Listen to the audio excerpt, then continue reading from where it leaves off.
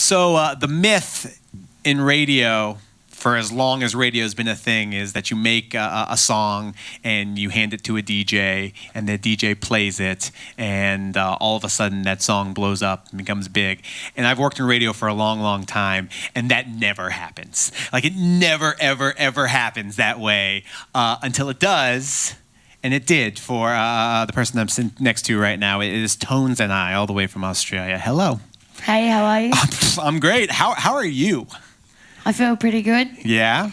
You have had quite a year. I kind of want to start, before we talk about everything that's happened since February, just kind of with your background and when kind of music started becoming a thing for you, and how long you've been writing songs and how long you've been interested in making music.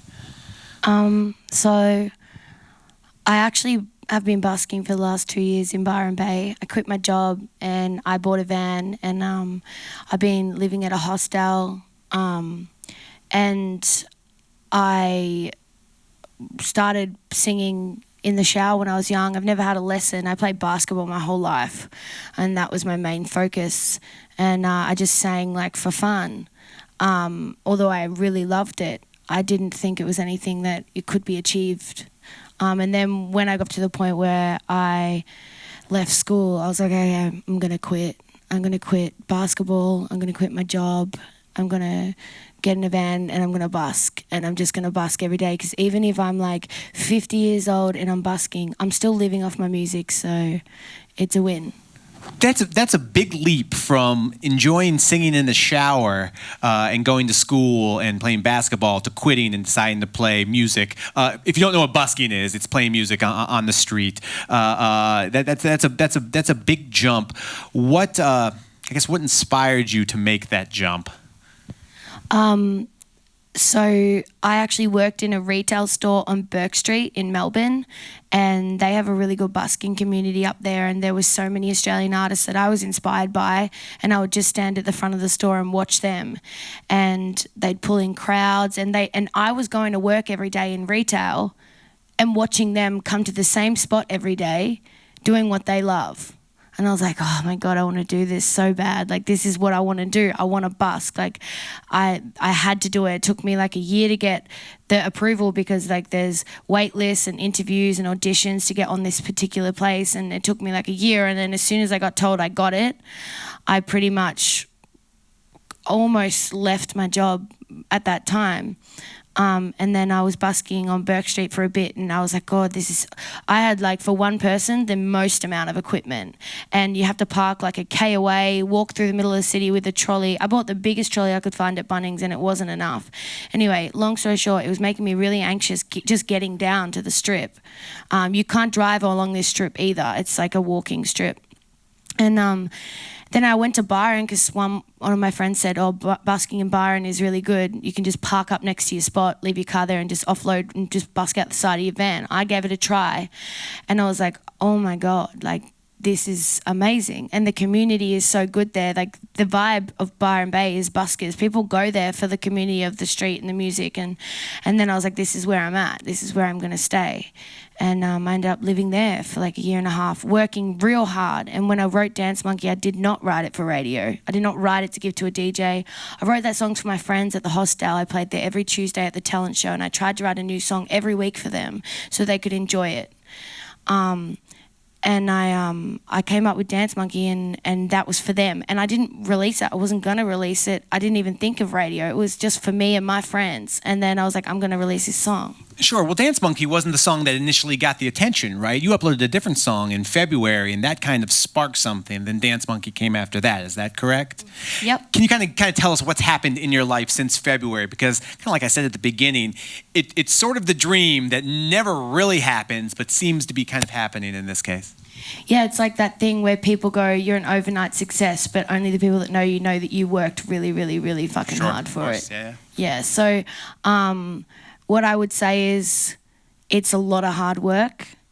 A lot of musicians, people I've even met in LA, some of my best mates that are really talented said to me, I would never go out onto the street every single day and sing for money, because it's not always good.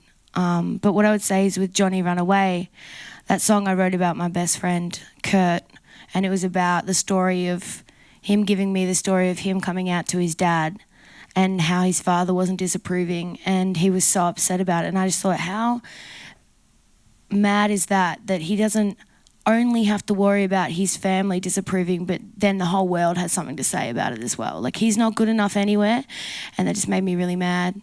So I wrote a song about it, and I said to him, like, can I release this song? And he was like, yeah. So he's been front and centre the whole time. It went platinum in Australia. He came to the plaque ceremony in Sydney, and we gave him a plaque. And like, when I've played my biggest show, I got him up on stage, and he's had people messaging him, and he's helped so many people. The only sad thing is he just didn't know how to say it. So we just came together and we made this song. That's incredible. Well, it's a great song. Obviously has a very good message. And I'm glad you mentioned the hard work that's gone into this. There's certainly a glamorous notion of like young bands when bands when bands kind of get into the bus or get into the van and they go and they tour and they play in front of 5 people, 6 people at small clubs, and they hash it out for years and years and years. There's certainly, like I said, a very romantic notion of that. And then if they're able to find something that found them some success, that's viewed as a very great thing. And I kin playing on the street for 2 years, very similar to that. You know, you're out there, you're playing shows, not because you're getting paid a ton of money, not because there's any sort of fame or success, but you're out there playing music because you love playing music and you love writing music and making music. And what's happened in the last couple of months seems to be a byproduct of that. Yeah, and I tell my friends that are musicians or in bands, you can tour as much as you want in a venue that's going to be, come to our venue, because it's safe. You can go, I'm doing a show every week at a venue. Or you could just go onto the street and put your music in front of people's faces right now. I could go down onto a strip in LA right now, and I could guarantee that 30 people will know about my music that didn't know about it if I didn't do it. And you just do that to the point where it's undeniable, and then things start going viral in Australia. People are posting all these videos, and it's like you just do it every single day, and you just keep doing it. You don't wait for a venue to say, come have the comfort of our venue where people might come in for a meal. You just do it in a place that's so uncomfortable, but you've just got to do it. And that's the feeling of working hard. Well, it definitely feels like with the live shows that you've played since playing on the street busking, you've tried to take that spirit of busking to those live shows, whether or not it's giant festivals in Australia or empty stages inside Los Angeles radio stations. It feels like you are trying to cultivate that spirit. Is that an accurate assumption? Is that what you're trying to do? Yeah, definitely. Can you, I guess, tell me just a little bit more kind of about that spirit and that community, because it is such an important thing, and it's got such an impact on what you do and who you are, and kind of help shape and mold you a little bit. Yeah, I think that the way that I am as a person now is someone that is more of a believer, a believer in like the good in people as well. I'm not your typical pop queen. I'm not the most like confident person as a human being. As Tones and I'm confident in the person that I am. I know I'm a good person, but sometimes you have all of a sudden go from busking on the street to having cameras in your face and photos, and it's nothing that you don't think that stuff comes with it. You just think it's about the music. And that can really mess you around.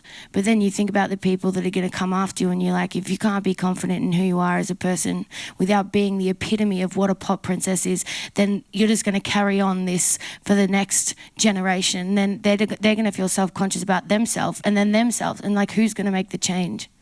There is a depth to Dance Monkey. It's kind of akin to what you were saying right there, that I don't think people would necessarily understand unless you explained it. So can you talk about what this song is about, really? There's a social media aspect to it, right? Yeah, so Dance Monkey is about like a particular night that changed my view on, how much social media has impacted us as like a society. And I'm a part of that too. So I was busking, and it was quite a busy night, and I had like a bunch of drunk people on a hen's night. It was 11 o'clock, they were all quite drunk, and they started this chant after the 4th encore, and it was like, not like one more song. It was like again, again, again, again. And I'd already like done 4 extra songs. I've been busking for 5 hours straight. And I was like, I'm sorry, guys. Like, if I keep doing it, we're going to keep going and going. I've got to draw the line. And then they were like doing like, they weren't booing me in a mean way. They were like, oh, we want you to keep playing. No. And then they were very persistent. After it, people came up to me like in my face and were so aggressive with their response. They knocked my keyboard off my stand. And then it made me think about all the times that like people are, like I see if I stop to talk about a song that's important to me, they'll walk off, or they don't have the attention span to wait 2 minutes. And it made me realize when we're scrolling through our phones, if we don't like something, we just keep scrolling until we find something that takes our attention for like 2 seconds. Then we'll sit on that and then we'll just keep scrolling. It's like we're not used to like waiting patiently or hearing or it's a live thing. Even at live shows, it's set up perfectly to entertain you the whole way through. So, you know, with busking, you don't have structure like that. And it pretty much, Dance Monkey, if you replace the word dance with the word sing, that's how I felt at that moment. And the verses are literally what people have told me. You stopped me dead in my tracks while I was passing by, just sing one more time. I've seen you every time. Like, a lot of people come back and go, I see you every time I come through, Byron. Like, I like your style. Like, literally, oh, you make me want to cry. The whole verse is literally what people say to me. It's not in a negative way because there's so much support, but this is about a moment in time when I was feeling very anxious about this situation, and that's what I wrote Dance Monkey about. It's great. It's great. And again, it's a further reflection of real life. And there's no more real life as a performer than being out on the street and dealing with people that are reacting in time to music and art that they haven't seen before. It takes guts.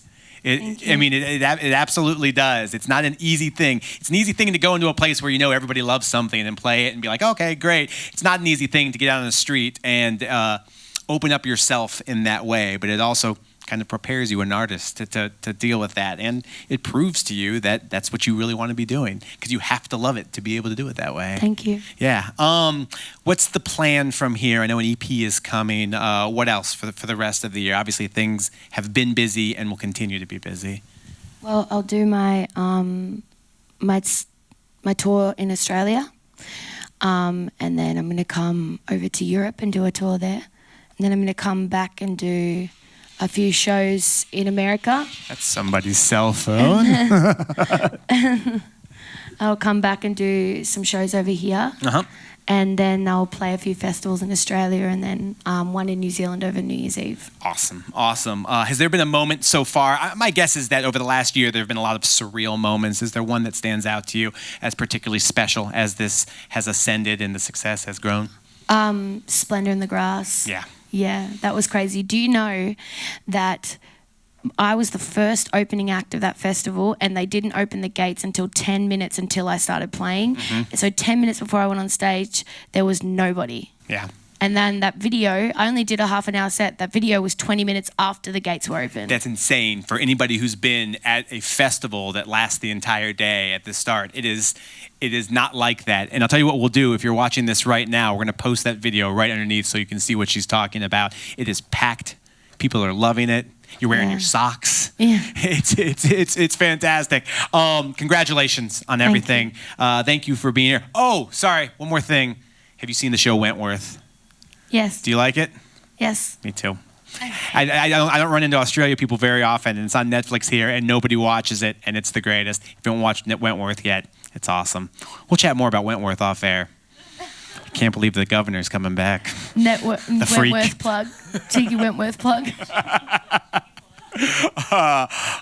Cool. Thank you very much. Absolutely. It's Tones and I, Alt 98.7. Yeah, we're going to talk about Kaz and the whole crew after this.